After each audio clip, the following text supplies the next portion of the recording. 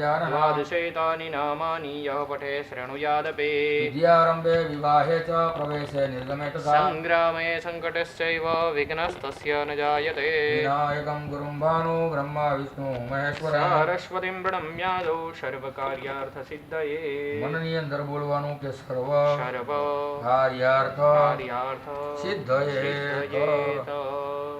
चलो हस्ते शास्त्रो विष्णवे नमः ओम विष्णवे नमः ओम विष्णवे नमः श्रीमद्भगवतो महापुरुषस्य विष्णुराज्ञया पर्वतमानस्य ब्राह्मणोदित्यपराधे श्री श्वेतवाराकल्पे वैवस्वत मनवंतरे अष्टाविंशतितमे कलियुगे कलिप्रचंडे भूलोके भारतवर्षखंडे जम्बूद्वीपे आवृतांतर्गतः हरिद्वार तीर्थक्षेत्र मध्ये ही गंगा नदी तट समीपे ही अद्य दिने विक्रमसंवत 82 वर्षेण ग्रीष्म एवं उत्तरायण मध्येन पुण्यकारी पवित्र अधिक ज्येष्ठ मासे पुरुषोत्तम मासे लक्ष्मीनारायण प्रिय मासे सप्तम्यां शुभपुण्यदिगौ कृष्णपक्षे धनिष्ठा नक्षत्रे वैधूत्रियोगे विष्टिभद्रकर्णे भाव कर्णे रविवासरे कुंभराशि चंद्रे वृषभ राशि सूर्य ग्रह गण गोत्रोत्पन्नम जो जे लोकोने गोत्र आवड़तुं होय तो मनमा પોતપોતાનું ગોત્ર બોલવું બરોબર અને જે લોકો બરોબર પછી બોલવાનું મમ હવે સાંભળવાનું મમ આત્મન શ્રુતિ સ્મૃતિ પૂર્ણોક્ત વેદોક્ત પછી પાછું મમ બોલી તમારા પિતૃદેવનું મનમાં નામ સ્મરણ કરી જવાનું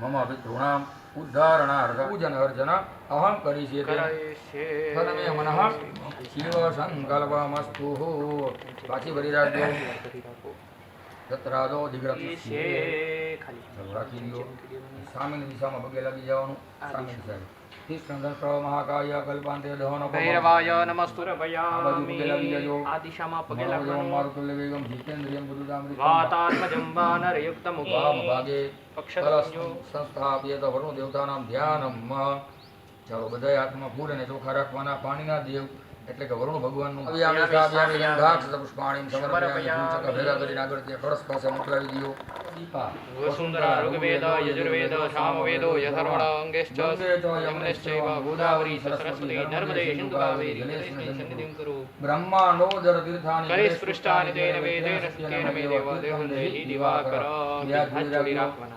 મંત્રો દ્વારા આહવાન કરી દરેક 42 નદીઓ છે પવિત્ર એને આહવાન કરીને આપણે કળશમાં બોલાવશું અંકુશ મુદ્રા સર્વાણી તીર્થાની આવાય તૌછેના અંગુષ્ઠ્ય દેનવાદ્યમ મૃત્ય મચ્છ મુદ્રા માછાદી માથ રાખો માથે વમ વમ વમ વમ વમ વમ ભૂતા વિઘ્નકરાસ્તેન છંદો જીવાગ્નયા અપગર્યામંદો ભૂતાની વિશાચા સર્વતો દિશં સર્વેષામ વિરોધેન પૂજા કર્મ સમારભે દિશાયામ ઉડાડી દે જેટલા ભાઈઓ બેટા છે ડાબા પગની તેની જમીનમાં ભાઈઓએ છે ને આવી રીતે ડાબો પગ પટકારવાનો ભાઈઓએ બહેનોએ તાળી પાડવાની તાળી પાડો તાળી પાડજો પાણીમાં આંગળો બોલી આંખ લડી દીપસ્ત નારાયણ દેવતા ભ્યો નમઃ ધ્યાય ધ્યાનમ સમર્પયામિ બેટા બેટા સૂર્યના ભગવાનના પગે લાગી અપાવો પછી બ્રાહ્મણોને પ્રાર્થના કરી શકીએ કે અમને પાપમાંથી મુક્તિ અપાવો બીજા વિષ્ણુ પરમાત્મા ઠાકોરજીને આપણે પ્રાર્થના કરીએ કે અમને પાપમાંથી મુક્તિ અપાવો ગાય નિહાતી હોય એની 7 પ્રદક્ષિણા કરો તો પાપમાંથી મુક્તિ મળે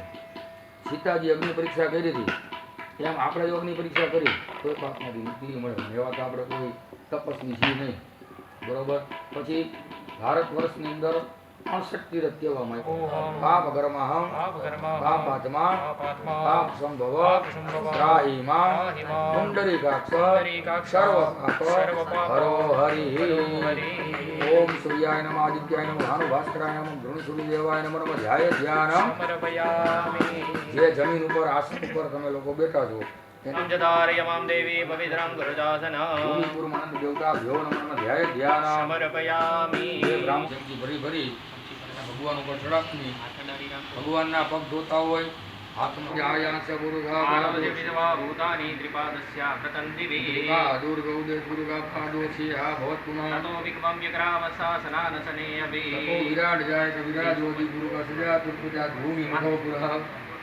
गंगे च यमुने चैव गोदावरी सरस्वती नर्मदे सिन्धु कावेरी जलेस्मिन् सन्निधिं कुर्यानितां स्नानार्थं प्रतिगृह्यताम्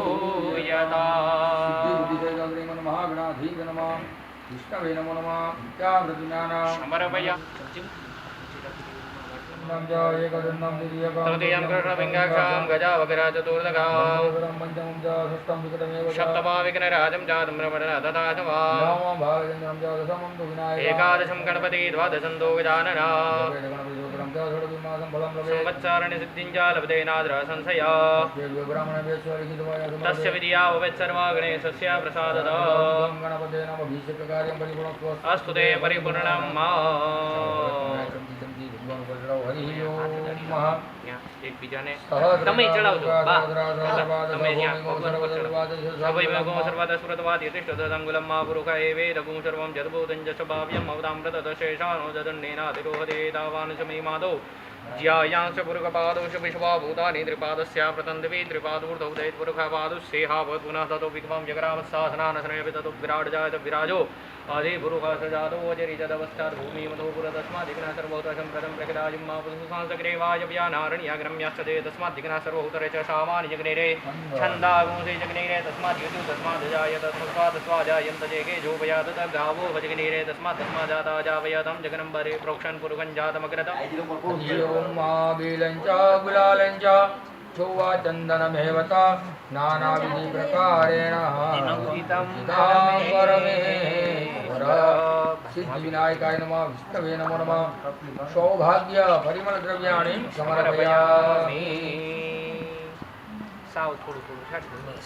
अतः देवता दीपोपरि संस्थाप्येत अक्षराणि दद्यात्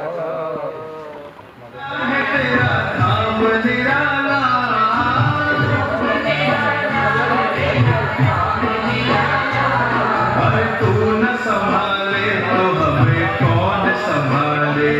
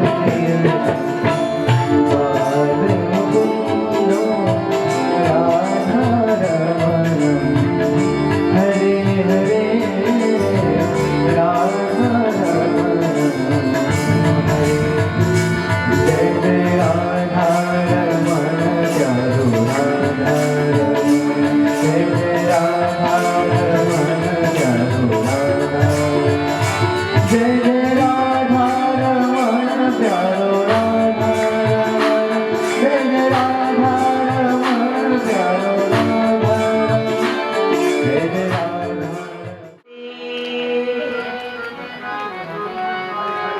पूजामूला गुरुर्पदा मंत्रमूला गुरुर्वाक्या मोक्षमूला गुरुर्कृपा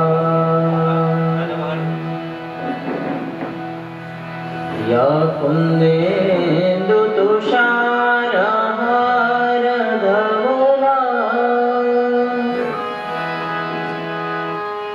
या शुभ्रवस्त्रामृता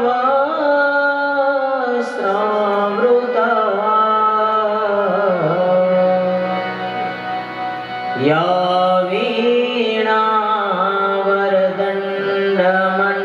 वीणावरदण्डमण्डितकरा या श्वेतपद्मासना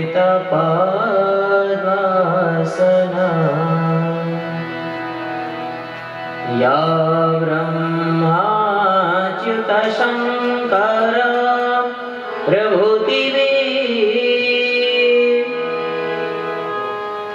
देवै सदा वन्दिता सा मां पातु सरस्वती भगवती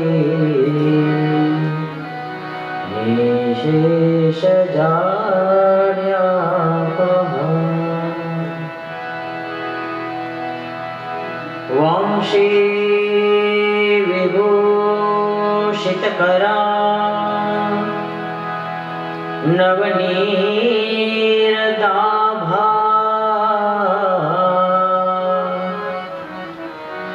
पीताम्बरा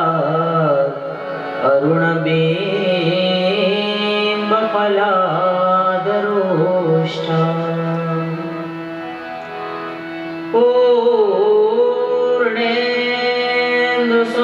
पूर्णेन्दुसुन्दरमुखा अरविन्दनेत्रा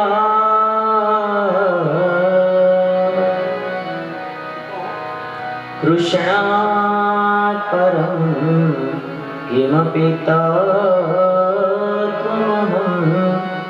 न जाने। बोलिए कृष्ण कन्हैया लाल की जय।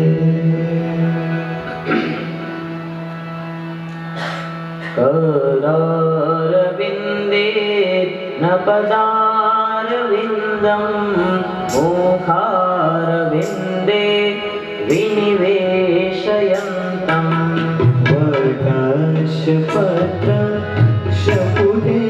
वर्णशपत्रशपुटेशयानं बालं मुकुन्दं मनसा स्मरामि बालं मुकुन्दं मनसा स्मरामि।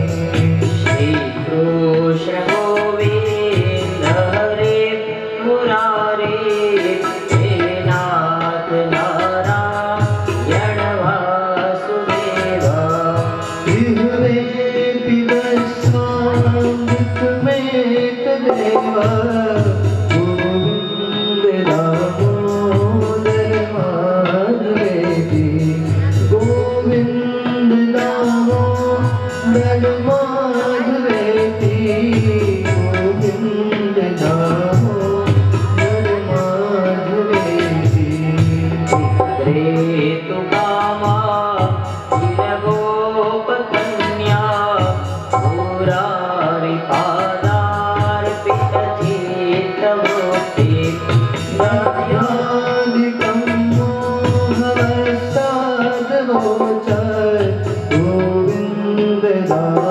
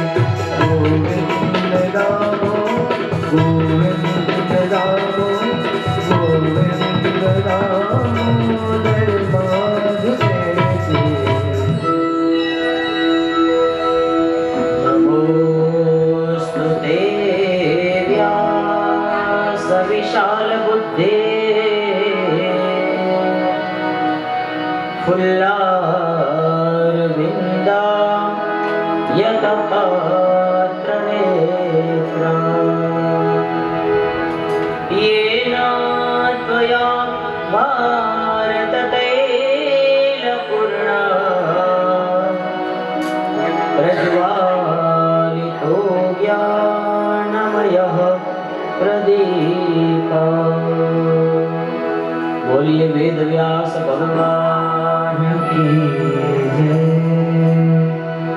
यम प्रव्रजन्तं मनुपेतमपेतकृत्यम् द्वैपायनो विरहकातर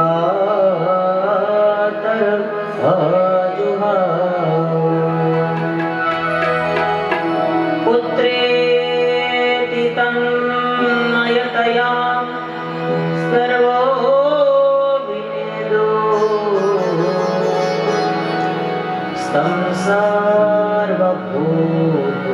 हृदया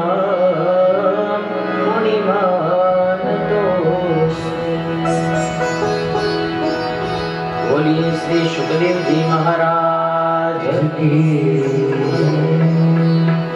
ओम सहना भवतु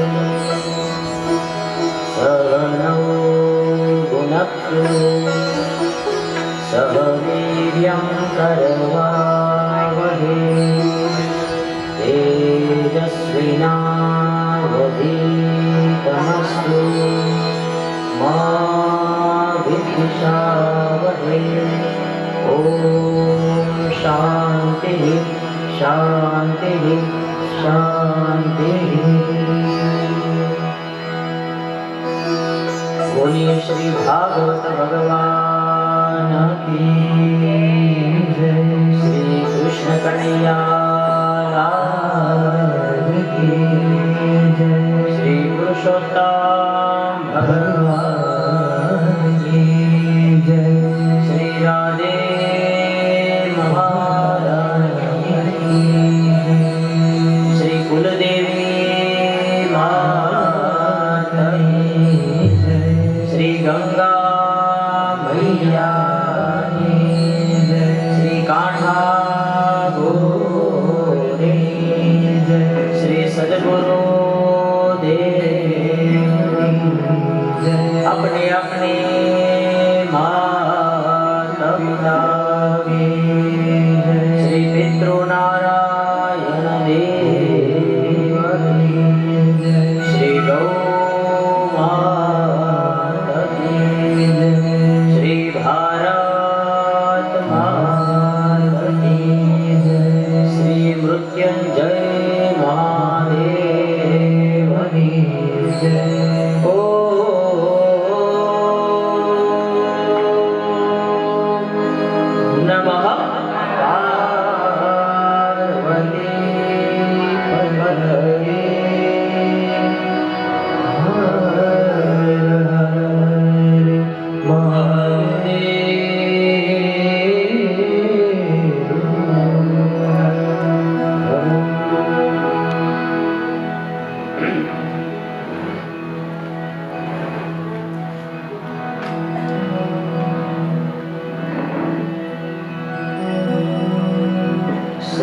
પ્રારંભે થોડી ક્ષણો માટે હરિનામ સંકીર્તન બધા જ તાળીઓના નાદ સાથે અને ભગવાનનું નામ લઈ અને કૃષ્ણ કનૈયાને રીઝવીએ. હરિ શરણમ હરે શરણમ હરે શરણમ હરે શરણમ હરે શરણમ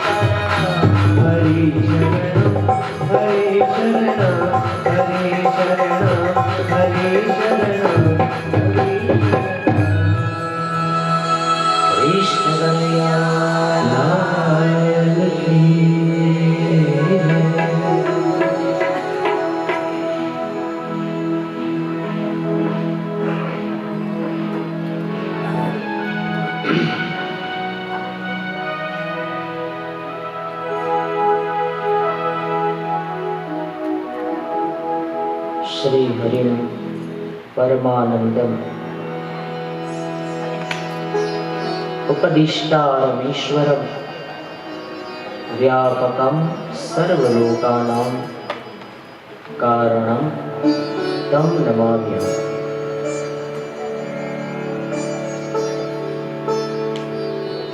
सप्तदिन साध्य श्रीमद् भागवत सप्ताह पारायण ज्ञान यज्ञ के आज चौथे दिन सबसे पहले भगवान भागवत जी के चरणों में मेरे कोटि कोटि प्रणाम।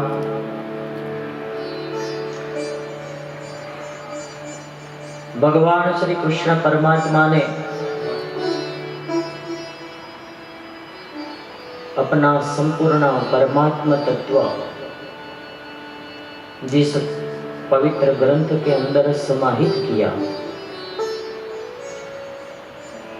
और जिस ग्रंथ के पठन मात्र से या फिर कह सकते हैं कि श्रवण मात्र से सृष्टि के सभी जीवों का कल्याण होता है। ध्यान पूर्वक श्रवण करने से, मनन करने से, निधिध्यासन करने से समस्त जीवों की मुक्ति हो जाती है। ऐसे पवित्र धर्म ग्रंथ श्रीमद् भागवत जी के चरणों में मेरे प्रणाम।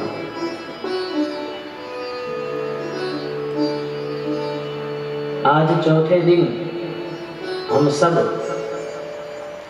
जिस बाल कृष्ण के, कृष्ण कन्हैया के प्रागट्य के साक्षी बनेंगे, ऐसे भगवान श्री कृष्ण परमात्मा के चरणों में मेरे अनेक अनेक सदैन्य वंदन।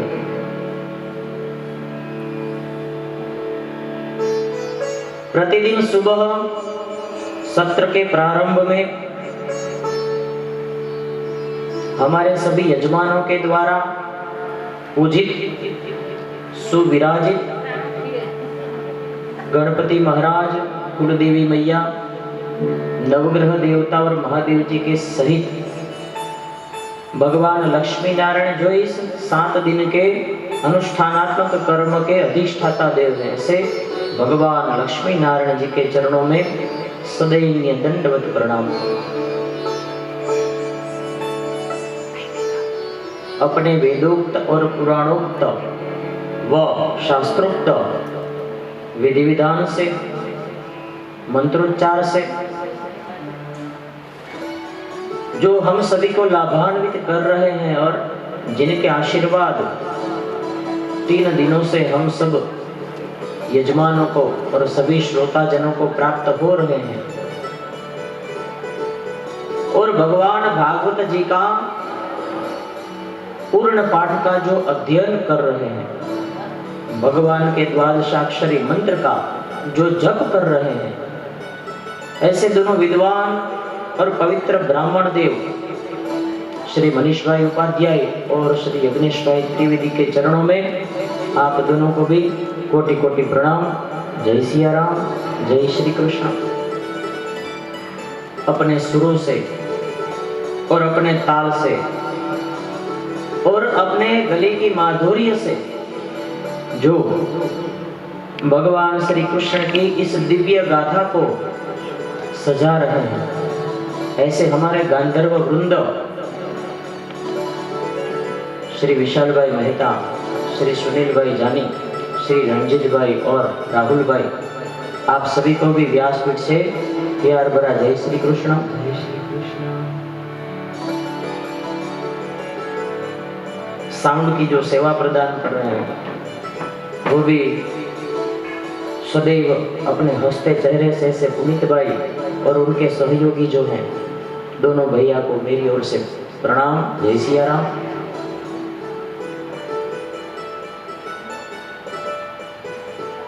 वीडियो की फोटो की जो सेवा दे रहे हैं ऐसे हिरेन भाई को भी मेरा व्यासपीठ से जय श्री कृष्ण।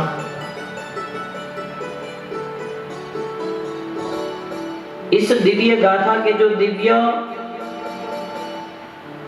पितृदेवता जो मुख्य मनोरथी परिवार है उनके पितृदेवता स्वर्गवासी वसंत भाई बापजी भाई पाटड़िया और समस्त पाटड़िया परिवार, और वैसे ही स्वर्गवासी राजेश भाई रतिलाल भाई वोरा तथा स्वर्गस्थ भार्गव भाई दिलीप भाई वोरा और समस्त वोरा परिवार जो इस दिव्य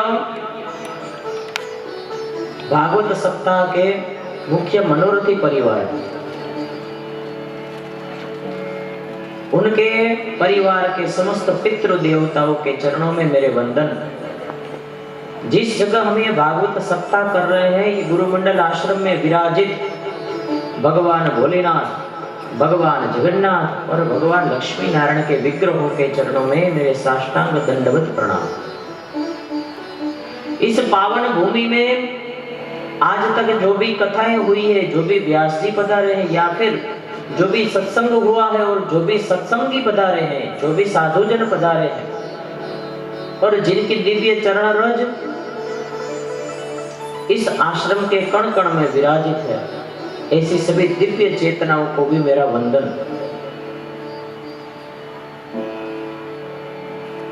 मुझे व्यासपीठ तक पहुंचने में जिन्होंने मेरी उंगली पकड़ी और अपना आशीर्वाद मेरे सर पे रख के यहाँ पर बैठ के कुछ भी बोलने के काबिल जिन्होंने मुझे बनाया, ऐसे मेरे पिताजी और गुरु मेरे सामने विराजित थे, उनके चरणों में मेरे कोटि कोटि प्रणाम। जय सिया राम, जय श्री कृष्ण। मेरी माता श्री के चरणों में भी मेरा प्रणाम। और अंत में आज भागवत कथा के चौथे दिन इस भागवत जी की पवित्र पोथी जी के सन्मुख विराजमान होकर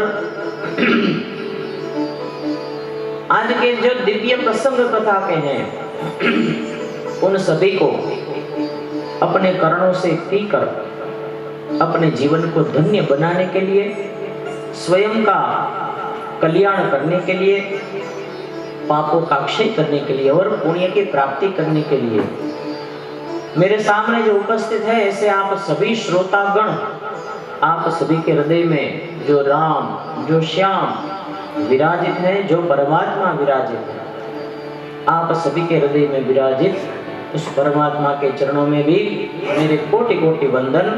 व्यासपीठ से आप सभी श्रोतागणों को स्नेह से मेरा जय सिया राम, जय श्री कृष्ण।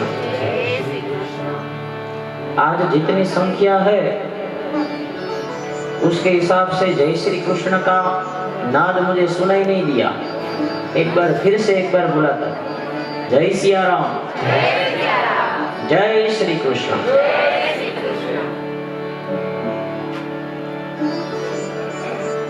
जो तीनों दिनों से लगातार कथा सुन रहे हैं उनको आज का प्रारंभ कुछ नवीन लगा होगा। लगा कि नहीं लगा? लगा। क्यों लगा? आज भाषा बदली गई है क्योंकि हम हरिद्वार में आए हैं तो एक नियम होता है कि जो भी गुजराती हरिद्वार आता है वो यहाँ गम्मे व आडावड़ा हिंदी फाड़ता है, नहीं आवड़ता है तो भी बोलता है। इसको कैसा हिंदी बोलते हैं? बाबा हिंदी बोलते हैं। और कभी कभी तो ऐसा होता है कि सामने वाला दुकान वाला जो होता है ना, अभी इतने सालों से गुजरातियों से पनारा पड़ा होता है तो उसको भी गुजराती सब आवड़ता होता है, लेकिन होता ऐसा है कि वो गुजराती बोलता है और फिर भी हम हिंदी बोलते ही रहते। कोई समझे છે બધું નહીં। બાર્ગેનિંગ કરવાનું, બાર્ગેનિંગ સમજો ને, એમ કે 500 તો આપણે ક્યાંથી ચાલુ કરી ગુજરાતીઓ 50। अरे પણ મીઠું આખું કાઢ નાખ્યું, નહીં 50। तुम क्या समझते हो पहली बार है हर वर्ष? हाँ आपको नहीं पता, तुम्हारा कायमी ग्राहक है हम, भले जिंदगी पहली बार आया हो तो हमारा कायमी ग्राहक है, यहीं से सब खरीदारी करते हैं, थोड़ा कम करो। एक तो यहाँ थी ठेठ थी यहाँ धक्का खाधा है, यहाँ थी खरीदी करवा ज पड़ता है ने लेके सब जावा ज पड़ता है, તમને नो खबर पड़े। એટલે આનંદ છે બધો। ગંગાજી તો બધાય નહીં આવ્યા છો ને, કે કોઈ બાકી છે મારી ત્યાં? અરે અરે જય હો જય હો।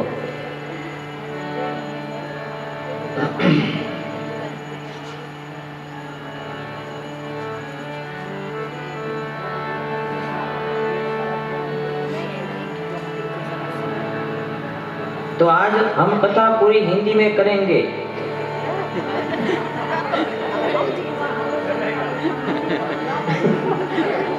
जेठीबा क्या गया? आप हिंदी समझते हैं ना? अरे બધું સમજતી હું કહી દો, બધું સમજતી હું। આખા અમદાવાદ में ફરી ચૂકી હું કહી દો એક પર તે દી કીધું તું। पूरा झालावाड़ देख लिया जेठीमा ने। हरी हरी हरी हरी। तो आज कन्हैया जन्मेंगे लेकिन हिंदी में जन्मेंगे, चलेगा कि नहीं चलेगा? तो मारे પછી જાજુ બાબા હિન્દી થઈ જશે ને તો હું જ ગોટે ચડી જઈશ। એટલે ત્યાં સુધીની કથા આપણે ગુજરાતીમાં લઈ હાચો આનંદ જય। ગઈકાલે કથાનો જે ક્રમ હતો ને આપણો, એ ક્રમ પ્રમાણે જોઈને તો ગઈકાલે ટાઈમ ટેબલ ને જો આપણે ફોલો કરવાનું થયું હોત તો ગઈકાલે હિરણ્યકશિપુનો વધ થઈ ગયો હોત, પ્રહલાદજીનું ચરિત્ર આવી ગયું હોત કથામાં। પણ ગઈકાલે એક તો વાતાવરણમાં પલટો હતો, વરસાદ હતો, પાવર કટ વારે ઘડીએ થતો હતો, એટલે થયું પછી એવું કે ગઈકાલે પ્રહલાદજીનું ચરિત્ર અને હિરણ્યકશિપુના વધની જે કથા હતી ને એ કથા કાલે રહી ગઈ। એટલે ભગવાન કરે ને એ કાંઈ હારા હાટું હોય, અને કાંઈ હારા હાટું હોય એટલે સમજવાનું કે કોકના હારા હાટું હોય। આમાંથી કાલે જે નહોતા એવા કેટલા છે? કાલે નહોતા એવા કેટલા છે? કાલે નહોતા એવા હા તો જો કરો એટલે ખબર પડે। જે એવા વૃંદાવન, જે એવા બધાય ગોકુળ, મથુરા, વાહ ભાઈ વાહ, ભાઈશાળી બધા। તો કાલે છે ને, કાલે જો પ્રહલાદ ચરિત્ર વયું ગયું તો તમને આજે સાંભળવા મળત ન મળત। એટલે આજે તમારા ભાગમાં એટલું ભગવાને વધારાની કથા રાખી, ને તરી કથા આજે આવે નહીં। એટલે ભગવાન કે ના, એક ચરિત્ર વધારે આ લોકોને સંભળાય ને એટલે કાલે લાઈટ આવજા થઈ રહી હતી, એમાં એક ચરિત્ર રહી ગયું, આજે તમને બધાને સાંભળવા મળશે। ગઈકાલે કથામાં આપણે છેલ્લે જોયું વૃત્રાસુર નામના અસુરનો વધ ભગવાનની કૃપાથી જ થયો, બરાબર। ભગવાને જ આંગળી ચીંધી કે આ અસુર જે છે ને એ નારાયણ કવચના, એટલે કે ભગવાન વિષ્ણુનો જ કવચ। વૃત્રાસુર ભલે અસુર હતો પણ હતો વિષ્ણુ ભગવાનનો પરમ ભક્ત, એટલે વિષ્ણુ ભગવાને કીધું કે હું એને મારી શકું નહીં। શું કામ? તો કે મારા જ કવચનો તો પાઠ કરે છે, નારાયણ કવચનો, તો હું મારી શકું નહીં। તો એના માટે કીધું કે ભાઈ દધીચી ઋષિ છે, મહાન તપસ્વી, એમના શરીરનો જો ત્યાગ કરે અને એમના અસ્થિ એટલે કે હાડકા જો હે દેવતાઓ તમને આપે અને એ અસ્થિમાંથી વિશ્વકર્માજી એક વજ્ર બનાવી આપે, તો એના વડે આ રાક્ષસ છે, આ અસુર છે, એ મરી શકે, બાકી મરી શકે નહીં. અને છેવટે ઇન્દ્રે વજ્ર લઈ અને એ અસુરનો વધ કર્યો. તો વૃત્રાસુરનો કાલે નાશ થયો. છઠ્ઠા સ્કંદની ત્યાં પૂર્ણાહુતિ થઈ. સાતમા સ્કંદમાં પ્રવેશ જ્યારે કરીએ ત્યારે મેં કીધું હતું કે આ સ્કંદના વક્તા અને શ્રોતા ફરી પાછા એક નવી જોડી આવે છે, અને એ જોડી છે યુધિષ્ઠિરજીની અને નારદજી. જો કેટલા શ્રોતા વક્તાની જોડી થઈ તો કે સુત પુરાણી કથા કરે છે અને શૌનકાદી ઋષિઓ સાંભળે છે. શુકદેવજી કથા કરે છે અને પરીક્ષિતજી સાંભળે છે. વચ્ચે એક બીજી જોડી પણ આવી ગઈ જેમાં મૈત્રેય ઋષિ કથા કરે છે અને વિદુરજી કથા સાંભળે છે. અત્યારે પણ પરીક્ષિતજીએ જ પ્રશ્ન પૂછ્યો છે સૌપ્રથમ તો શુકદેવજીને કે હે ભગવાન, એક પ્રશ્નનો જવાબ તમે મને આપો. તો કે શું? તો કે ભગવાન તો ભગવાન કહેવાય, ભગવાનને પક્ષપાત શોભે નહીં. એ શુકદેવજી કે બરોબર છે. તો પરીક્ષિતજી કહે છે કે તો પછી દેવતાઓ પ્રત્યે અનુરાગ એટલે કે પ્રેમ, અને અસુરો છે, દૈત્યો છે, દાનવો છે, આ બધાને મારી નાખવાનો વિચાર ભગવાનને કેમ આવે? દેવતાઓને તો કે અમૃત પીવડાવ્યું, અને દાનવો તો કે ઓનો વધ કર્યો, અસુરો તો કે ઓનો વધ કર્યો, પોતે ન કરે તો કોક દ્વારા કરાવે. તો ભગવાન પક્ષપાતી કેમ? ભગવાનને તો બધાય સરખા હોવા જોઈએ, એને જ ભગવાન કહેવાય.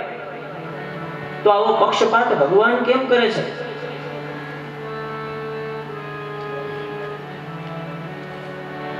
પ્રશ્ન પૂછે ને, જો આમાં એક સરસ મજાનો એક કથાકારે કીધું છે કે જ્યાં પ્રશ્ન ત્યાં જ પ્રશ્ન. મનની અંદર કોઈ દુવિધાઓ હોય ત્યાં સુધી પૂરેપૂરી શ્રદ્ધા ન જન્મે, પણ મનમાં જે કોઈ દુવિધા હોય, દુવિધા બધી જે જાણકાર છે, જે જ્ઞાતા છે, એને પૂછી અને જો એનું સમાધાન એ માણસને મળી જાય ને તો એને હોય એના કરતા પણ શ્રદ્ધા એમાં વધી જાય. તો શૌનકાદીએ પ્રશ્નો પૂછ્યા, પરીક્ષિતજીએ પ્રશ્નો પૂછ્યા, વિદુરજીએ પ્રશ્નો પૂછ્યા. જેમ જેમ પ્રશ્ન પૂછે એમ સામે જે જ્ઞાતા કથાકાર હોય કે વક્તા હોય એનો જવાબ આપે એટલે જે તે વ્યક્તિના મનમાં શ્રદ્ધા છે ને એ દ્રઢ બને. એટલે શ્રોતાઓ છે એને વક્તાને કઈ ન સમજાય તો પૂછતું રહેવું જોઈએ. વક્તાની જેવી મતિ, વક્તાની જેટલી બુદ્ધિ અને જેટલું એનું જ્ઞાન એ પ્રમાણે એને જવાબ મળી શકે. ક્યારેક ક્યારેક એવું નથી કે ખાલી શ્રોતાઓ જ વક્તાને પૂછે. ક્યારેક ક્યારેક અમને અહીંથી એવું લાગે ને તો અમારે શ્રોતાઓને પૂછતું રહેવું પડે કે ભાઈ કાલે કથામાં શું આવ્યું, તો ખબર પડે કે સામે બધાય બેઠા છે એ શ્રોતા છે કે પછી પ્રેક્ષકો છે. જો આ બે શબ્દમાં ફેર છે, શ્રોતા અને પ્રેક્ષક. પ્રેક્ષક કોને કહેવાય ખબર છે? સ્ટેડિયમમાં તમે ક્રિકેટ મેચ જોવા ગયા હો ને, અને જે મેચ હાલતો હોય એ તમે જોતા હો તો તમે પ્રેક્ષક કહેવાય. ભલે સાંભળવાનું તો એમાં આવતું હોય કોમેન્ટ્રી, પણ એ શ્રોતા નો કેવો, પ્રેક્ષક કહેવાય. શું કામ? તો કે એક દડો ફેંકાઈ ગયો, બેટ્સમેને જે કઈ 4-6 જે કઈ મારવાનું તો શોટ મારી દીધો, ઈ દડો ફેંકાઈ ગયો, પછી તમારે એને યાદ રાખવાની કઈ જરૂર નથી, એને ભૂલી જવાનું હોય. પછી બીજો દડો નાખ્યો તો એને ભૂલી જવાનું. જે નજર સામે છે એ ક્ષણે એને જ તમારે જોવાનું રહે, પછી ભૂલી જવાનું રહે. તો ઈ સમયે તમારી જે ભૂમિકા છે ને માત્ર પ્રેક્ષકની છે. પણ જો તમે કથામાં બેસો તો કથામાં એક ચરિત્ર ગવાઈ ગયું પછી એને ભૂલી ન જવાનું. એમાંથી જે બોધપાઠ મળે છે ને આખી જિંદગી યાદ રાખવાનું છે. ઈ યાદ રાખવાનું. બીજે દિવસે બીજું ચરિત્ર આવે ઈ યાદ રાખવાનું. ધીમે ધીમે જે કાંઈ 7 દિવસની કથામાં પ્રસંગો આવે ને બધા પ્રસંગો યાદ રાખવાના હોય. અને એટલે જ ક્યારેક ક્યારેક વક્તાઓએ શ્રોતાઓને પૂછતું રહેવું જોઈએ કે ઊંઘી નથી ગયા ને એમ. મેં નતું કીધું પહેલા દિવસે કે ભાઈ કથામાં તો ઊંઘ આવે ને આવે. એક કથા એક જગ્યાએ ગામમાં આવતી હતી ને એમાં એક શેઠ એને એના પૈસાનું બહુ અભિમાન. એટલે કરે શું તો કે બીજા બધા ગામડામાં બધા બેઠા હોય ને તો એ બધાને આઘા પાછા કરી પોતે ઠેઠ વક્તા બેઠા હોય ને એની પાસે જઈને બેસી જાય. કથાનો એક એવો નિયમ છે, આમ તો એવો નિયમ છે કે રોજ એક જગ્યાએ બેસીને સાંભળો તો વધારે સારું. પણ માની લ્યો કે તમે રોજ બેસતા હો અહીંયા તમારી અગાઉ આવીને કોક બેસી જાય તો એને કઈ ગાંઠલો પકડીને આઘો કરીને ત્યાં બેહાય નહીં કે ઈ પાછો દોષ છે. તો આ શેઠ હતા ને એને પૈસાનું અભિમાન અને એને એવું કે જે કથાકાર છે એની નજરમાં હું એક જ આવો છું, મને જ કથાકાર જોવા જોઈએ, મારું નામ મોટું થાય. ઓહો શેઠ બહુ ભક્તિભાવ વાળા. એટલે બીજા બધા એને બિચારાઓને ગામડાના ઓલા નાના માણસો એને આઘા પાછા કરીને આઘા કરીને પોતે હામો હામ આવીને બે. અને પાછું ખાલી રૂપિયાનું અભિમાન એટલું જ, ભક્તિભાવ જરીએ નહીં. દેખાડો કરવાનો, દંભ કરવાનો, આડંબર કરવાનો શોખ, પણ ભક્તિભાવ જરાય ન મળે. એટલે ખાલી જઈને બે ખરા, પછી મંગલાચરણ થાય ને કથા હાલતી થાય ને એટલે અડધી કલાક જેવો સમય જાય ને એટલે શેઠજીના મગજ ઉપર નિંદ્રા રાણીનો કબજો થવાની શરૂઆત થઈ જાય. પેલા ઉગાહા ચાલુ થાય, પછી આંખો આમાં મરવેરવે ઘેરાય અને ભાઈ થોડીક વાર થાય ને તો માંડવાના થાંભલાના ટેકે બેઠા બેઠા શેઠજી ઘોરી ગયા હોય. હવે કથાકાર રોજ જોવે અને કથાકારને ખબર પડી ગઈ હતી કે આને ભાઈ દેખાડો કરવાનો બળબડિયો છે, બાકી ભક્તિભાવ કઈ છે નહીં, કથા સાંભળવાની કઈ તાલાવેલી નથી. એટલે પહેલે દિવસે કથાકારે જોયું કે આ સમાધિમાં નથી, આ ઘોરી ગયા. એટલે પૂછ્યું શેઠજી ઊંઘી ગયા? અને જઈ કહો અરે નાના હોય કઈ ગુરુજી, તમને ખાલી લાગે છે એવું છે નહીં. વળી હમાનામાં થઈને થોડીક વાર બે વળી પાછા ઘોરી જાય, ઊંઘ આવી જાય. વળી થોડીક વાર થઈને કથાકાર પૂછે ઊંઘી ગયા શેઠજી? અરે ના હોય કઈ ગુરુજી, તમને ખાલી એવું લાગે છે નહીં. એક દી ગયો, બે દી ગયો, ત્રણ દી ગયા, ચોથો દી આવી રીતના આવ્યો જેથી કૃષ્ણ જન્મ થવાનો હતો. અને પછી ઓલા કથાકાર હતા ને એના ખૂંટા હિલા, આ કે મારી સામે બેસી નકરું ઊંઘવાનું જ છે ને. પછી એને શું પૂછ્યું ખબર? પ્રશ્ન ફેરવો એને, શેઠજી જીવો છો? થોડા શેઠજી કે ના ગુરુજી તમને લાગે એવું કઈ છે નહીં, તમને લાગે એવું જીવતો નથી. એને હાવ સાચી વાત કરી. એને જીવતા હોય ને આમ ન હોય, કથામાં જઈને ઘોરી ન જાય અને દંભ દેખાડે તો ન જાય. એટલે ક્યારેક એવું લાગે ને તો હું પૂછી છો જાગો હો ને એમ. કૃષ્ણ કનૈયા લાલ કી. સુખદેવજી મહારાજે જવાબ આપ્યો કે રાજન તમે જે પ્રશ્ન કર્યો ને કે ભગવાન પક્ષપાતી ન હોવા જોઈએ, આવો જ પ્રશ્ન એક વખતે તમારા દાદાએ પૂછ્યો તો. કોણે? તો કે યુધિષ્ઠિરજીએ. અને કોને પૂછ્યો તો કે નારદજીને પૂછ્યો તો. કઈ જગ્યાએ? તો કે જ્યારે તમારા દાદાએ છે ને રાજસૂય યજ્ઞ કર્યો, બરોબર, અને એ યજ્ઞની અંદર ભગવાન શ્રી કૃષ્ણને સૌથી પહેલા પૂજા કરવામાં આવી, એની અગ્ર પૂજા જે કરવાની વાત હતી એમાં બધાઈને પૂછવામાં આવ્યું કે ભાઈ યજ્ઞમાં સૌથી પહેલી પૂજા કોની કરવામાં આવે? અને સહદેવજી ઊભા થઈને કૃષ્ણ ભગવાનનું નામ દીધું કે પહેલી પૂજા તો કૃષ્ણની જ થાય. અને ત્યારે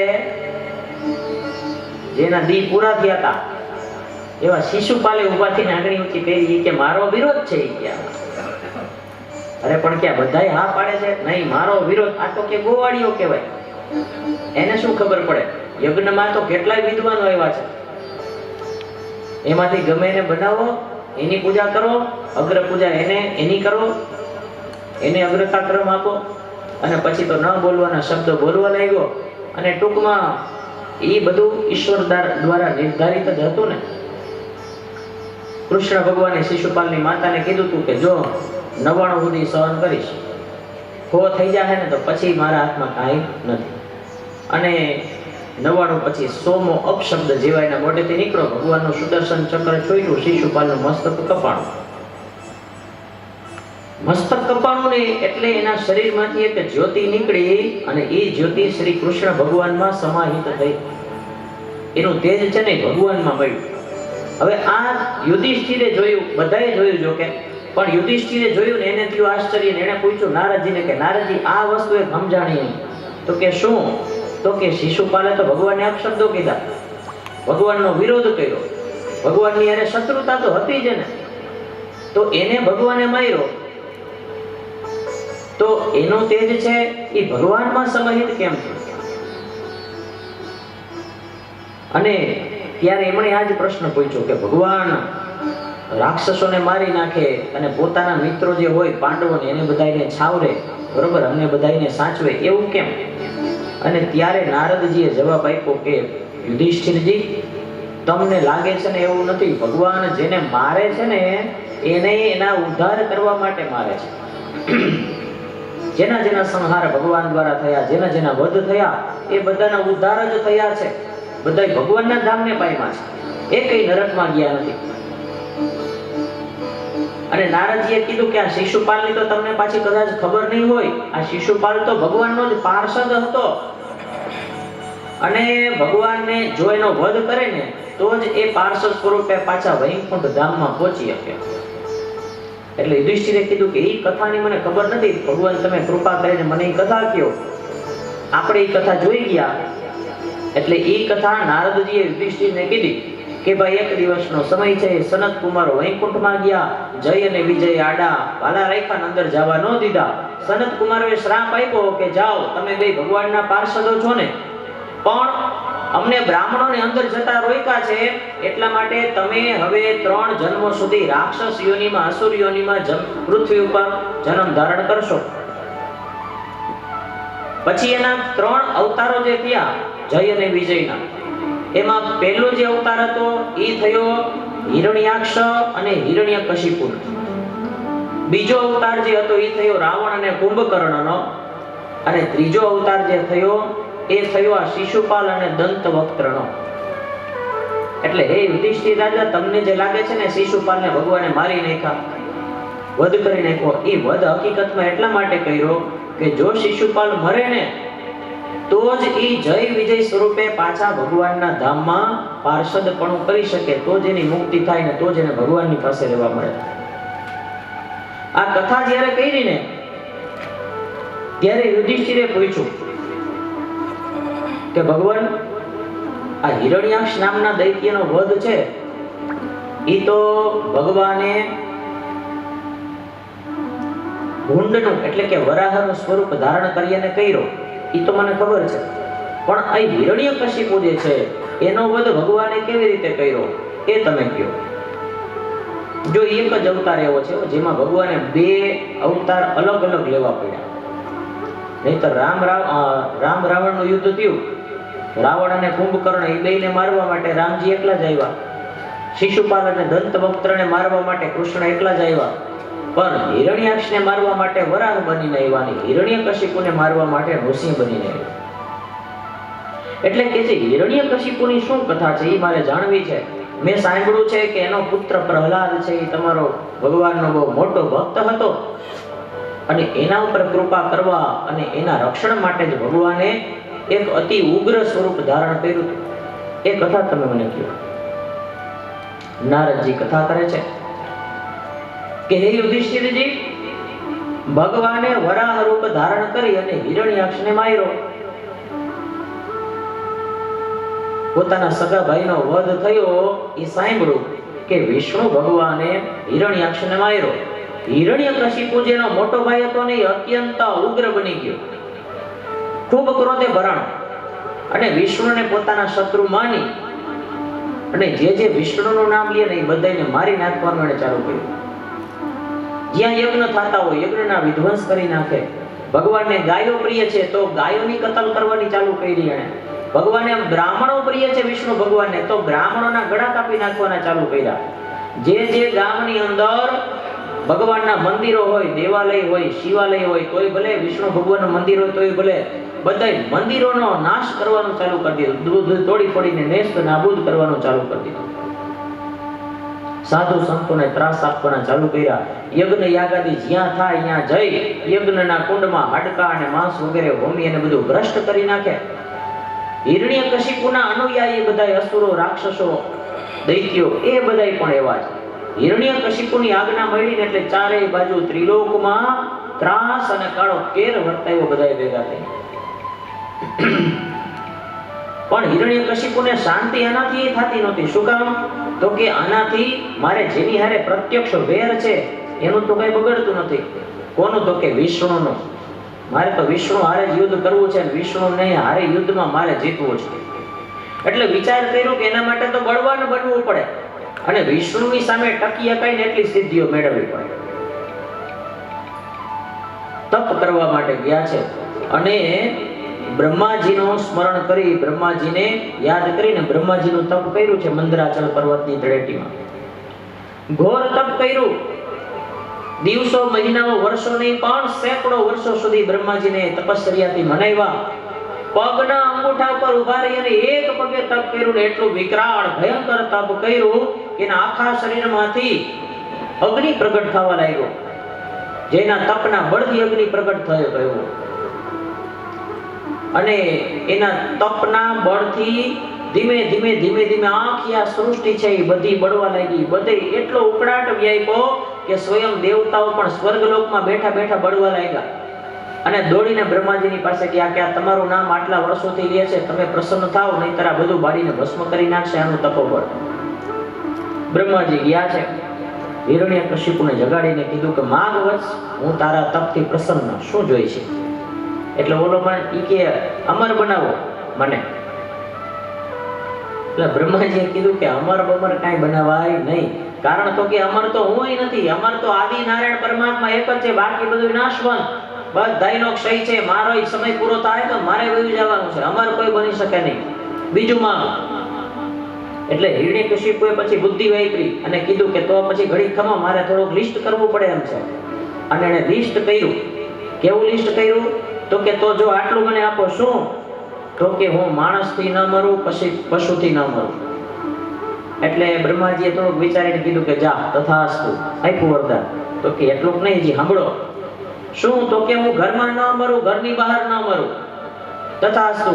હું આકાશમાં ન મરું, પૃથ્વી ઉપર ન મરું, તો કે તથાસ્તુ. હું લીલાથી ન મરું, સૂકાથી ન મરું, તથાસ્તુ. હું મનુષ્યથી ન મરું, વાનરથી ન મરું, કોઈ પશુથી ન મરું, તો કે તથાસ્તુ. લાકડાથી ન મરું, લોઢાથી ન મરું, એને પણ તથાસ્તુ કીધું. કોઈ અસ્ત્રથી ન મરું, કોઈ શસ્ત્રથી ન મરું, કોઈ દેવથી ન મરું, કોઈ દાનવથી ન મરું. આખું લિસ્ટ પહેલેથી છેલ્લે સુધી વાંચીને સંભળાવ્યું અને છેલ્લે બ્રહ્માજીને એટલું કીધું કે બ્રહ્માજી, તમે અત્યાર સુધીમાં જે સૃષ્ટિનું સર્જન કર્યું છે ને, એ સૃષ્ટિમાં તમારા દ્વારા સર્જેલા કોઈ પણ જીવંત કે નિર્જીવ કોઈ પણ વસ્તુથી કે વ્યક્તિથી કોઈનાથી હું મરું નહીં. અને બ્રહ્માજીથી છેલ્લે બોલાઈ ગયું કે તથાસ્તુ.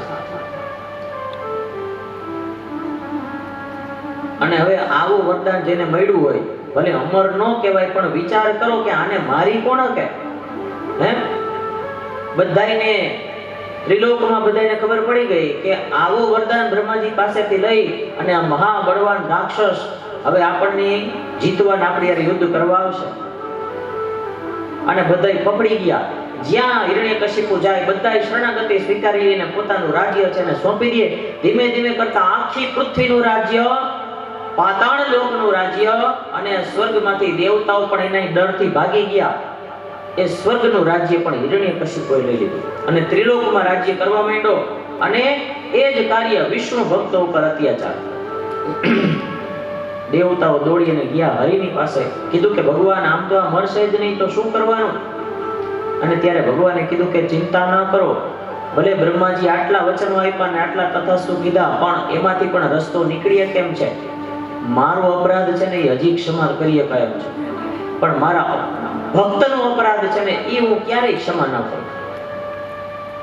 એની પત્ની જે છે ને કયાધુ, એના પેટમાં મારો મહાન ભક્ત છે.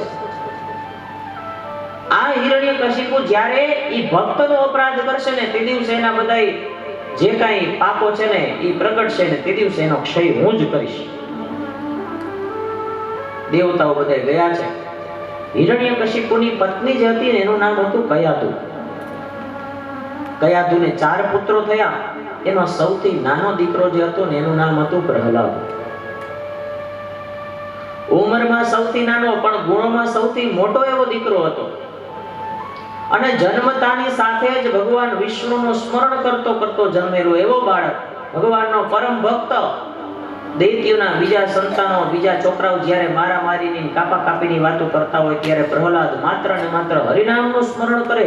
એવો સૌમ્ય સ્વભાવ, સદાય સત્ય બોલવાની ટેવ વાળા આવે પ્રહલાદજી. બીજા બાળકો જ્યારે રમત ગમતમાં ચિત્ત પરવતા હોય ત્યારે પ્રહલાદજી ભગવાનનું નામ સ્મરણ કરતા હોય અને એના મુખેથી જે નારાયણ નારાયણ થાય ને આ સહન ન થાય. હિરણ્યકશિપુને ક્યાંથી સહન થાય?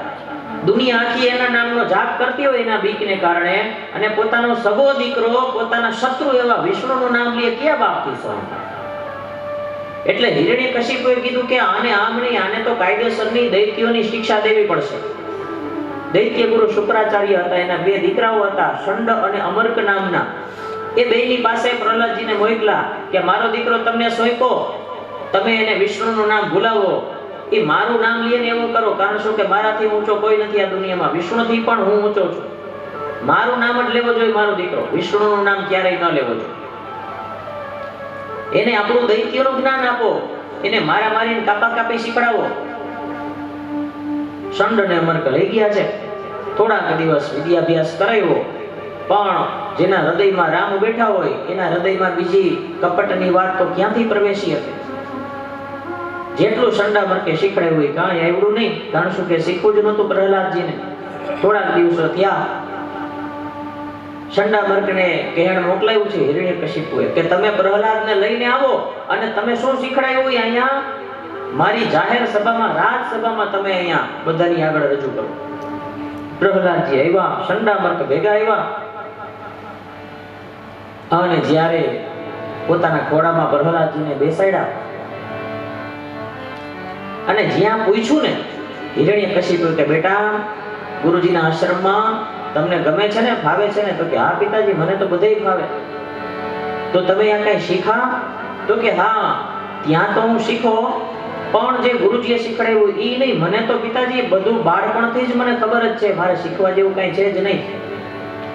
ગુરુ કૃપાથી મને બધું જ્ઞાન છે.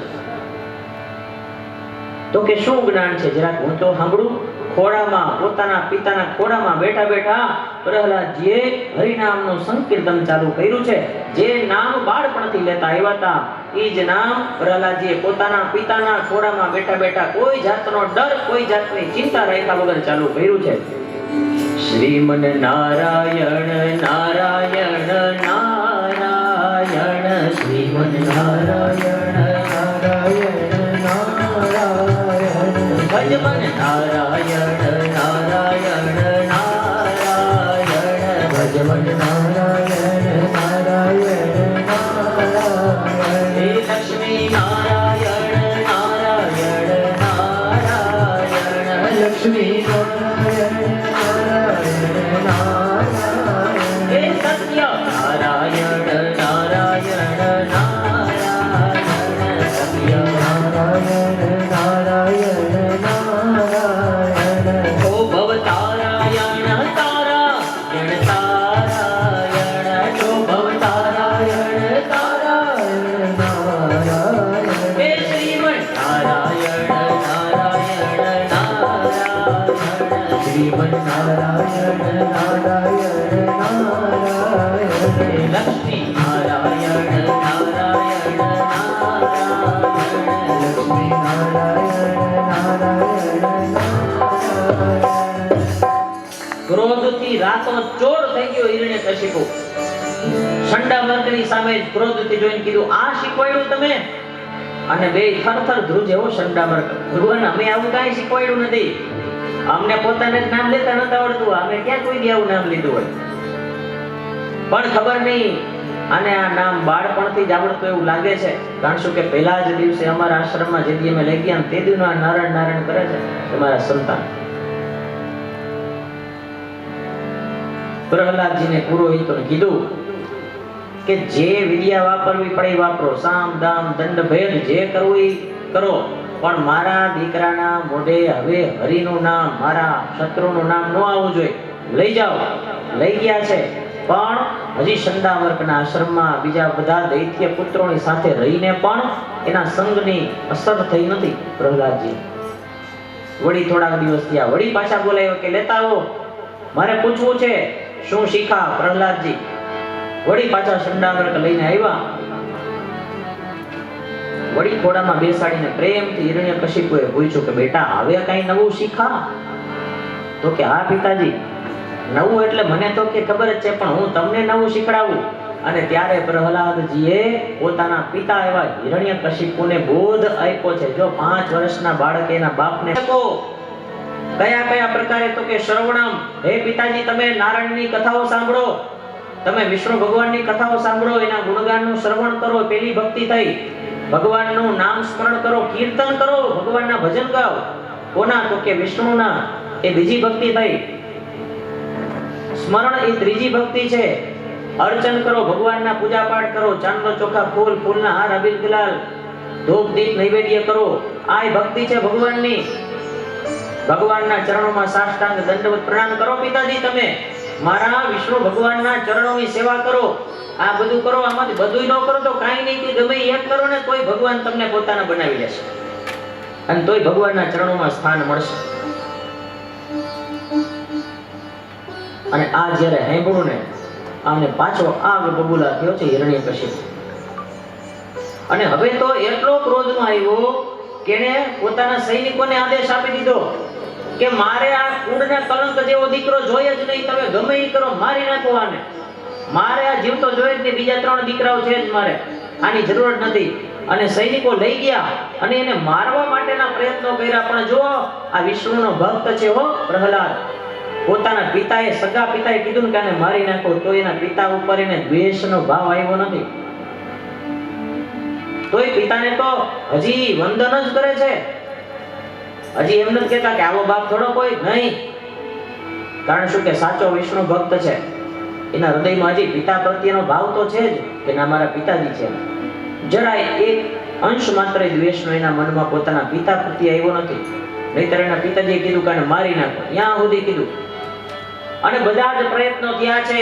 સાપથી ભરેલા ઓરડામાં પ્રહલાદજીને ફેંકી દેવામાં આવ્યા, અગ્નિની અંદર ફેંકવામાં આવ્યા, સળગતા બળતા ઉકળતા તેલની અંદર એને પધરાવી દેવામાં આવ્યા.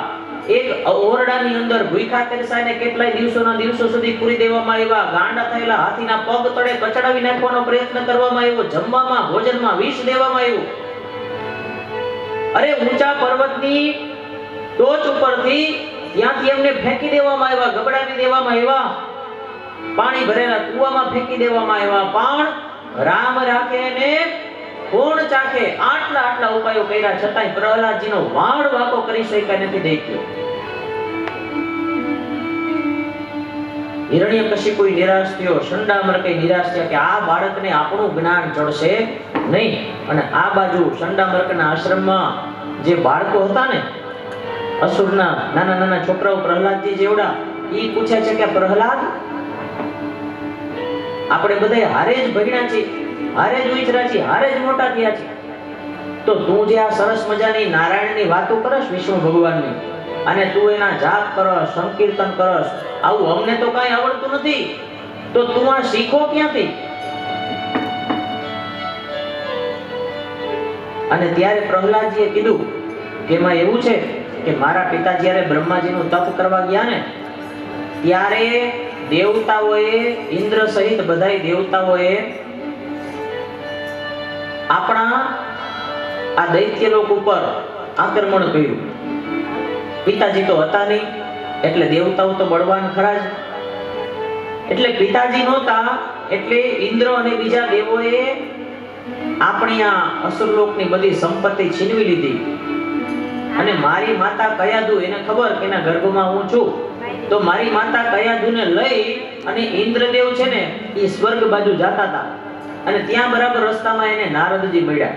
જો પાછા નારદજી આવ્યા. પહેલા દિવસથી છે ને હું કહેતો આવું છું ને કે નારદજી જે કરે છે ને એ ઈશ્વરની લીલાને આગળ વધારવા માટે કરે છે. રસ્તામાં નારદજી મળ્યા, ઇન્દ્રને ઉભા રાખીને પૂછ્યું કે આ કયાધુને લઈને ક્યાં?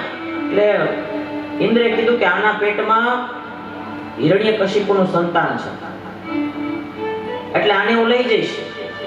જેવો એનો જન્મ થાય ને એ ભેગો એને મારી નાખીશ. એ મોટું થાય તો દેવતાઓનો શત્રુ બને ને. અને ત્યારે નારદજીએ કીધું કે તને ખબર નથી, આના પેટમાં હિરણ્યકશિપુનું સંતાન છે એ સાચું, પણ ઈ કોઈ આસુરી વૃત્તિ વાળો જીવ નથી. ઈ તો ભગવાન વિષ્ણુનો મોટામાં મોટો ભક્ત થવા માટે આવ્યો છે આ ગર્ભની અંદર. તું એને છોડી દે. ઇન્દ્રે કયાધુને પગે લાગીને એમને છોડ્યા, માફી માંગી. કયાધુને પછી નારદજી પોતાના આશ્રમમાં લઈ ગયા. અને જેટલા સમય સુધી હિરણ્યકશિપુએ બ્રહ્માજીને તપ કરીને પ્રસન્ન કર્યા, એટલા મહિનાઓ એટલા વર્ષો સુધી કયાધુ છે ને એ નારદજીના આશ્રમમાં રહ્યા. અને જે ગર્ભ ધારણ એમણે કરેલો હતો એ ગર્ભમાં રહેલા જીવને નારદજીએ વિષ્ણુ ભગવાનની ભક્તિ આપી. ગર્ભમાં બાળક શીખે નહીં, આજીવન ભૂલે નહીં. એટલે જ આપણા સંસ્કારોમાં ગર્ભ સંસ્કાર હોય છે કે બાળક જ્યારે માતાના ગર્ભમાં હોય ને ત્યારથી જ એને સારી સારી વસ્તુઓ વાંચવાનું, સાંભળવાનું, જોવાનું કહેવામાં આવે. એ એટલા માટે તો પ્રહલાદજી ગર્ભમાં હતા ને ત્યારથી જ વિષ્ણુ ભક્તિ એને મળી ગઈ હતી. અને બધું જ્ઞાન નારદજી જેવા ગુરુ આપે જ્ઞાન તો એ કોને ન ચડે. બધું જ્ઞાન બાળપણથી જ હતું, એને જન્મ પહેલાથી હતું. એટલે પ્રહલાદજીએ પોતાના મિત્રોને કીધું કે બધું જ્ઞાન મને નારદજી આપેલું છે, એટલે હું જન્મો ને ત્યારે આ બધું જ્ઞાન મને પહેલેથી હતું. અને હે મિત્રો, જો તમે પણ નારાયણનું નામ લેશો ને તો તમારી ઉપર પણ ભગવાન કૃપા કરશે. અને ભગવાનનું નામ સ્મરણ છે એ હવે બધા પોતાના મિત્રોને પણ એમણે કરવાનું ચાલુ કર્યું કે હું તો નામ જ લવ જ છું, પણ હવે તમે પણ મારી સાથે નારાયણનું નામ લ્યો. કેવી રીતે?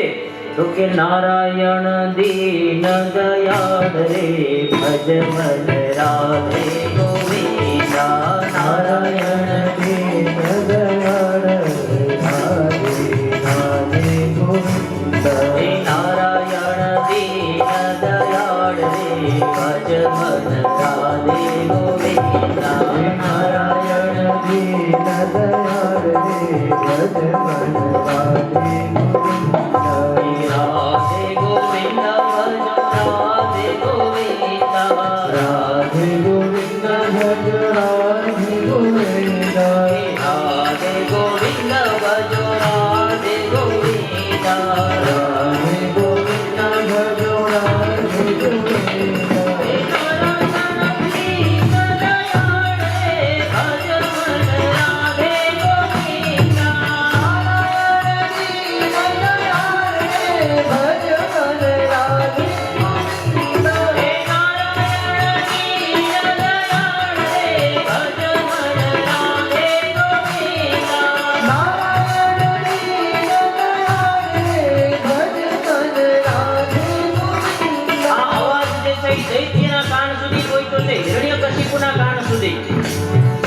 અને ક્રોધ હવે એનો સમાતો નથી ક્યાંય.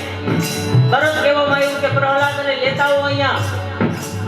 શંડામર્ક જ્યાં ગયા અને પ્રહલાદને અડ્યા તો શંડામર્કને જાણે કે રંગ લાગી ગયો અને શંડામર્ક પણ ભગવાનનું ભજન કરવા લાગ્યા છે.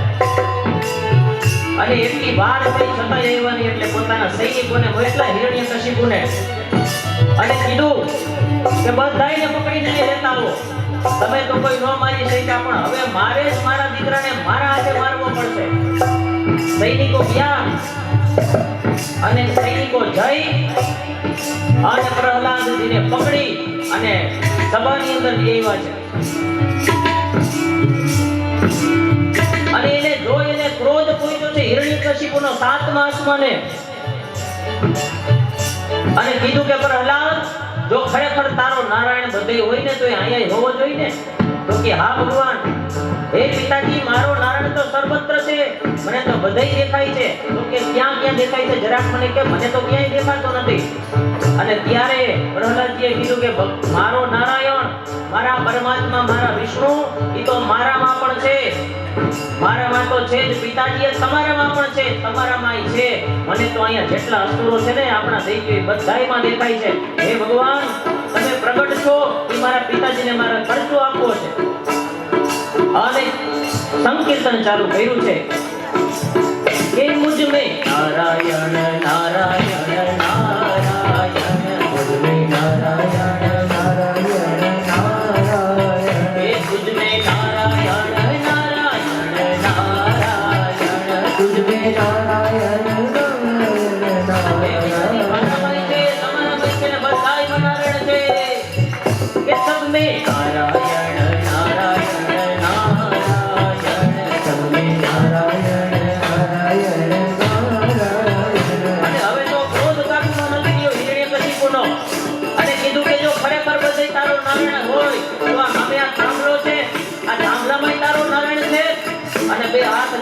તો ભગવાનનું સ્મરણ કરીને પ્રહલાદજીએ કીધું કે હા પિતાજી, આ સ્તંભમાં પણ તમારું નારાયણ છે. આ કયો દિવસ હતો? તો કે વૈશાખ શુક્લ 14 વિશાળ રવિ હોત અસ્ત સંધ્યાહિકા. વૈશાખ મહિનો છે, શુક્લ પક્ષ છે, અંજવાળિયાની 14 તિથિ, સૂર્યનારાયણનો આઠમવાનો સમય નજીક આવ્યો છે, સાંજનો સંધ્યાનો સમય. અને પ્રહલાદજીએ જે દિશામાં હિરણ્યકશિપુએ જે થાંભલાની સામે જોઈને પૂછ્યું હતું કે છે તારો નારાયણામાં, એની સામે બે હાથ જોડ્યા અને પ્રહલાદજીએ કીધું કે હા પિતાજી, આ સ્તંભમાં મારા નારાયણ છે.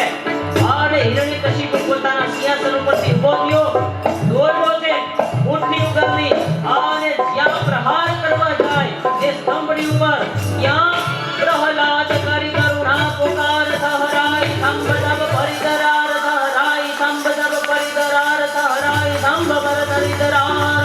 બ્રહ્માંડ જાણે કે ફાટી પીડું હોય, ત્યાં મુઠ્ઠીનો પ્રહાર કરવા હિરણ્યકશિપુ જાય, કાટ કરીને ભયંકર કાટ થયો અને એ થાંભલો છે એ ફાટ્યો.